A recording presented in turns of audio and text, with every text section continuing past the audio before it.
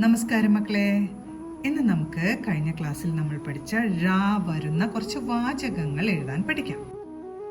ആദ്യം വാഴ കുലച്ചു എന്ന് എഴുതാം.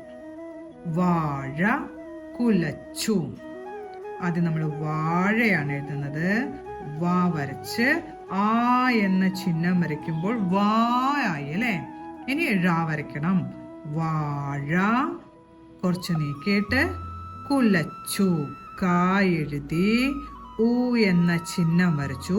കുവായി അല്ലേ. കുല ചു. ചാ വരച്ച് ചായയുടെ കൂട്ടക്ഷരത്തിനായിട്ട് ഈ ഒരു അടിയിലെ ഈ ഒരു ഭാഗം കൂടെ വരച്ചപ്പോൾ ചായയുടെ കൂട്ടക്ഷരമായി. ഇനി ഉ എന്ന ചിഹ്നവും ചേർത്തു. അപ്പൊ എങ്ങനെ വായിക്കും? വാ കുലച്ചു. വാഴ കുലച്ചു. അടുത്ത നമ്മൾ എഴുതാൻ പോകുന്നത് പഴുതാര ഇഴയും. ആദ്യം പഴുതാര എന്ന് എഴുതാൻ പോവാണ്.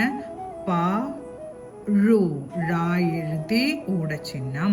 പഴു താ എഴുതി ആയുടെ ചിഹ്നം. പഴുതാര.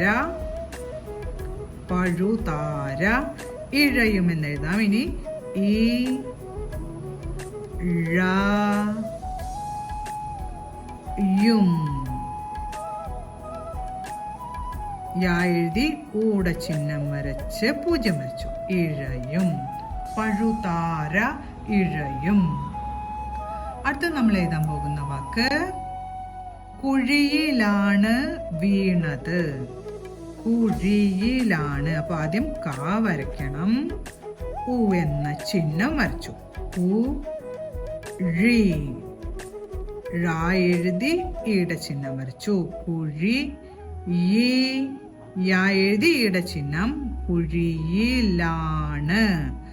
ലാ എഴുതി ആ എന്ന ചിഹ്നം. കുഴിയിലാണ് എഴുതണം. ഇനി നാ വരച്ച് എന്ന ശബ്ദത്തിനായി ചന്ദ്രക്കല ചേർത്തു. കുഴിയിലാണ് വീണത് എന്ന് എഴുതണം അല്ലെ. അപ്പൊ വാ വരച്ച് ഈ എന്ന ചിഹ്നം വരച്ചു. വീ നീട്ടി ഉച്ചരിക്കുന്നുണ്ട്. ഈ എന്ന ചിഹ്നം വരച്ച് വീണ താ വരച്ച് ചന്ദ്രക്കല എഴുതി. വീണത്. കുഴിയിലാണ് വീണത്. ഇന്ന് നമ്മൾ 3 വാചകങ്ങളാണ് ഴ വരുന്നത് എഴുതി പഠിച്ചത്. വാഴ കുലച്ചു, പഴുതാര ഇഴയും, കുഴിയിലാണ് വീണത്.